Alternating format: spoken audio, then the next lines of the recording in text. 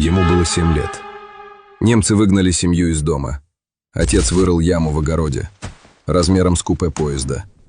Они прожили в ней 2 года. Юрий Гагарин родился в 1934 году в деревне Клушино, Смоленская область. Сын плотника. Война, оккупация, землянка. Брата и сестру угнали в Германию. 7-летний Юра видел, как мать бежала за машиной и как ее отгоняли прикладами. После войны завод, техникум, летное училище. Из 1000 кандидатов выбрали его.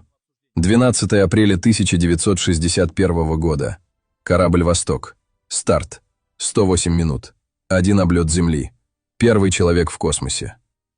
Он увидел Землю такой, какой ее не видел никто до него.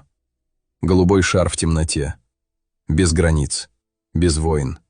Просто планета. Весь мир остановился в тот день. Погиб в 1968 году. Ему было 34, но 12 апреля, день космонавтики, навсегда его день. Юрий Гагарин, мальчик из землянки, который стал первым человеком, увидевшим нашу планету целиком. Кого показать следующим? Пиши в комментарии.